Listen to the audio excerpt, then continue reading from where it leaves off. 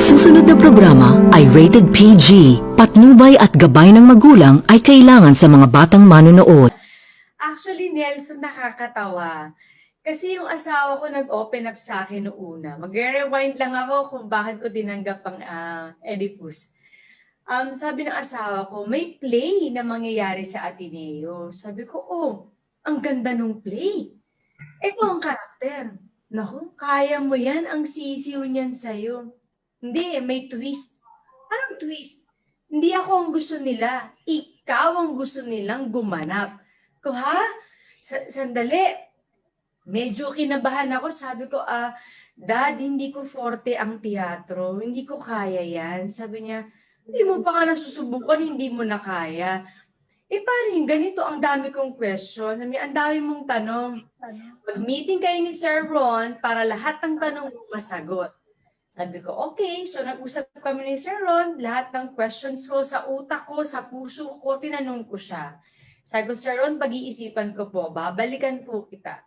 And to be honest, hindi ako nakatulog. Tinitingnan ko yung asawa ko, sabi niya, isip ka ng isip. Tanggapin mo na kasi, sayang yung pagkakataon.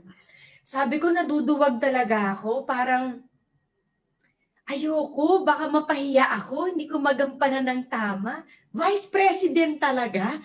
Hay, hindi ko kaya yan. Sabi kong ganon.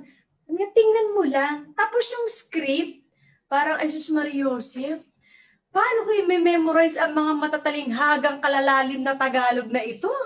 Sabi ko, naku, wala akong time kasi nag-aalaga ako ng anak ko kay Ziga, nagpapadede ako kay Sixto. Sabi ko, paano ko gagawin ito?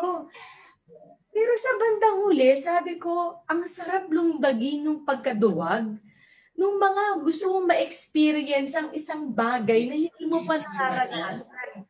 So sabi ko, sige, ititake ko yung opportunity na to na lundagin ang pagkaduwag ko para malaman ko kung anong mangyayari kapag ginarab ko yung opportunity na ma-overcome ko yung fear na ito.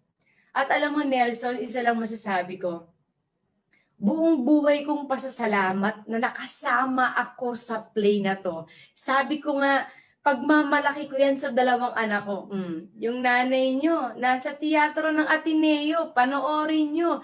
So alam mo yun, isa to sa mga bucket list na sa amin sabi ni Yani, na mapagmamalaki ko, na nag-improve yung sarili ko, na dun sa box na kinakatakutan ko, akalain mong nakalundag ako dun.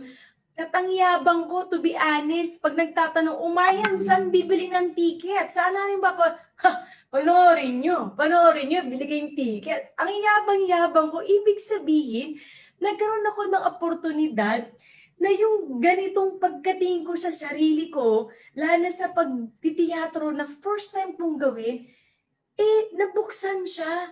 At nabigyan ako ng pagkakataon na umarte at kasama pa ng mahuhusay na mga aktor at direktor. Parang sabi ko nga kay Dong, buti na lang na-push ako at nabigyan mo ko ng pagkakataon na habang buhay kong ipagpapasalamat na nagkaroon ako ng pagkakataon na gumanap bilang Crayon sa Oedipus Rex. Congratulations, napaka-galing ng buong production ninyo. At in fairness, akala ko matatakot akong panoorin kasi Hindi raw siya nagpe-play. Alam ko.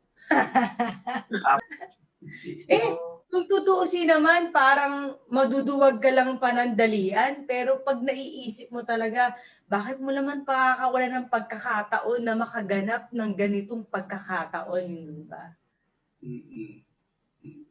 Ako, congratulations. Last na nag-usap kami, nang dahil sa pagkakataon na to, looking forward pa ako sa mas maraming pwede kong gampanan. Kahit, alam mo yun, kahit maliit lang magsasabi lang ako, aking minamahal, tas mamamatay na ako. Okay lang yun. Gagawin ko pa rin para sa teatro. Wow.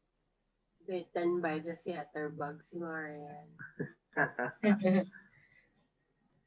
Alright, thank you so much, Ms. Marian. To add, that sabi po ni Omar Etay, he or they have noticed obvious symbolisms that give similarities and makes it very relevant in today's times. Example daw po nito.